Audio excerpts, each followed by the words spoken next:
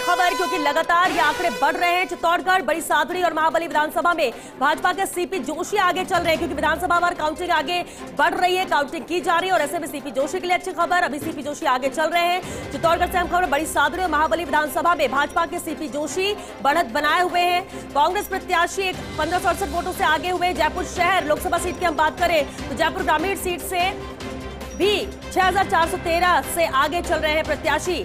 बेहद अहम है, जहां अब ये आंकड़े भी महत्वपूर्ण हो जाते हैं। हालांकि रुझानों में 22 पर बीजेपी और 3 पर कांग्रेस प्लस है, लेकिन जो काउंटिंग को लेकर नंबर सामने आ रहे हैं वो भी बेहद महत्वपूर्ण। इस बीच बीजेपी ऑफिस से भी लगातार तस्वीरें हम आप तक पहुंचा रहे हैं। बीजेपी मुख्यालय पर सभी की मौजूदगी, सभी अहम चेहरे यहाँ पर नजर आ रहे हैं, जो लगातार नजर बनाए हुए हैं परिणामों पर, फर्स्ट इंडिया पर, ताकि एकदम सही सटीक यहाँ पर आंकड़े सामने मिल सके।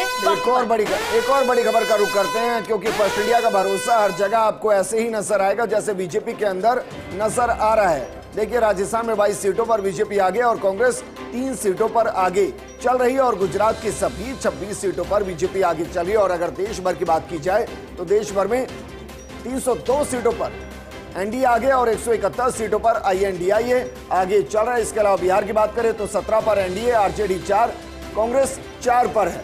छत्तीसगढ़ के अंदर बीजेपी 6, कांग्रेस 3 पर आगे है। इसके अलावा अगर बाकी राज्यों की भी बात करें तो दिल्ली के अंदर 6 पर बीजेपी और फिलहाल कांग्रेस 1 पर आगे चल रही है। ये शुरुआती रुझान है। बिल्कुल, और इस बीच अहम खबर है, क्योंकि जैसा कि हम बता रहे हैं कि काउंटिंग बढ़ रही है तो आंकड़े भी बढ़ रहे हैं। जोधपुर से कांग्रेस के करण सिंह 429 वोटों से फिलहाल आगे चल रहे हैं। जोधपुर से कांग्रेस के करण सिंह उचियाडा आगे चल रहे हैं, 429 वोटों से आगे वो चल रहे हैं फिलहाल। इससे पहले जब शुरुआती दौर में गजेंद्र सिंह शेखावत आगे चल रहे थे, और क्योंकि काउंटिंग जारी है और अब तेजी के साथ ये आंकड़े बढ़ेंगे भी और बदलते हुए भी नजर आएंगे। और ऐसे में बेहद दिलचस्प हो जाता है कि अगर जीत दर्ज होती है तो कितने बड़े मार्जिन से इसे कैंडिडेट जो प्रत्याशी है वो तय कर पाता है। श्वेता, लेकिन एक तरफा किसको कहते हैं वो गांधीनगर समझे। गांधीनगर में अमित शाह कितने वोटों से आगे चल रहे हैं? 80,000 वोटों से आगे चल रहे हैं। वहां कहते हैं कि कोई नहीं है टक्कर में, कहां पड़े हैं चक्कर में। वो दरअसल आपको नजर आएगा गांधीनगर के अंदर, जहां शुरुआत के 2 राउंड में ही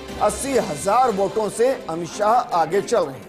वहीं हिमाचल के हमीरपुर से भी अनुराग ठाकुर आगे चल रहे हैं। पुरी से बीजेपी के संबित पात्रा आगे चल रहे हैं। ये बेहद अहम नाम है। देखिए, इस बीच एक और बड़ी खबर, क्योंकि अब आंकड़ों का भी खेल है और आंकड़े भी बेहद महत्वपूर्ण कि आखिर कितना अंतर है। देखिए, देश में 302 सीटों पर एनडीए आगे, 171 सीटों पर आईएनडीआईए और 19 पर अन्य। लेकिन राजस्थान की बात करें तो फिर यह आंकड़ा बदला, 21 सीटों पर बीजेपी आगे और कांग्रेस 4 सीटों पर बढ़त बनाए हुए। आंध्र प्रदेश में 20 सीटों पर एनडीए आगे चल रही है। बंगाल की बात करें, बीजेपी 17 और टीएमसी 19 सीटों पर आगे चल रही है। देश में 302 सीटों पर एनडीए, 171 सीटों पर आईएनडीआईए और 19 पर